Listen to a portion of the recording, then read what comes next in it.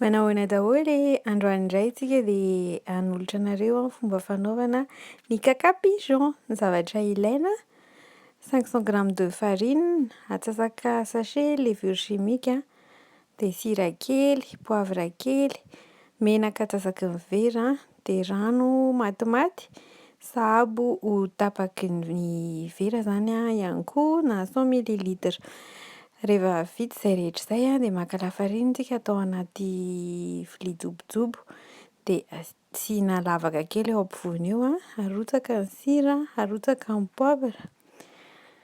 Rehefa vita izay rehetra izay dia alaina ny menaka ka arotsaka eo amin'ilay lavaka eo ampovoany, arotsaka ihany koa ny levure, avy eo afangaro amin'ilay lafarinina fa tsy araraka eo ambony menaka satria ratsiratsy kokoa izy raha afangaro direct eo amin'ny menaka.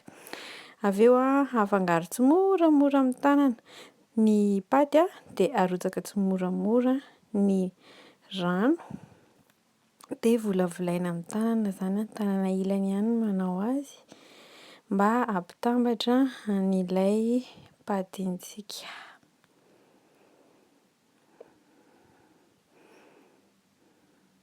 Dia volavolaina foana dia ampiana rano tsikelikely, amin'izay koa tsy lasa be rano ka voatery hanampy lafarinina indray isika, fa amin'izao raha ohatra ka be loatra ilay rano nalaintsika zany dia tsy arotsaka intsony fa dia tazomina amin'izao, volavolaina hatrany hatrany.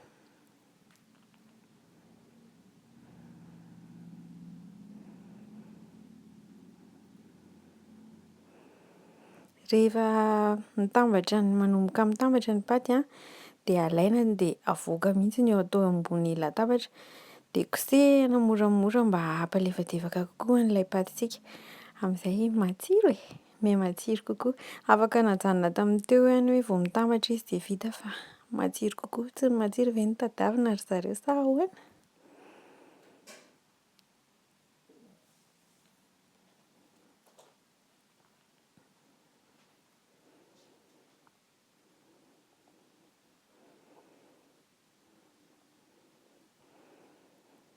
Tsy ela be akory ny mamolavola azy iny fa vetivety ihany.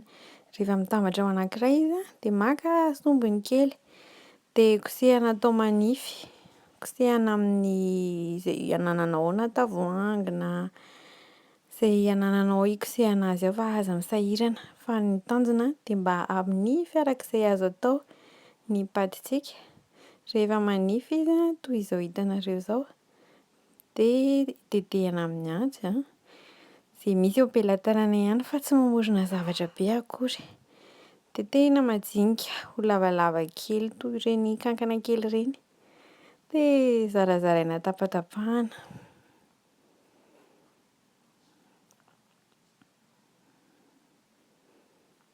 Asiana lafarinina kely amin'izay mba tsy miraikitra, na haingony koa iny tsy voatery asiana akory fa mba jejijejy.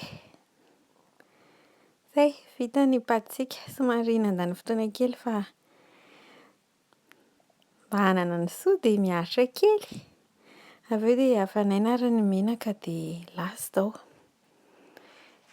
Arotsaka ny paty dia andrasana mendimendy mandritra ny fotoana vetivetika ihany, tsy miala eo ambody fatana eo fa sao sanatria ka ho may. Raha mamay be ny menaka dia ahenao kely ny afo dia mahazo toma anareo.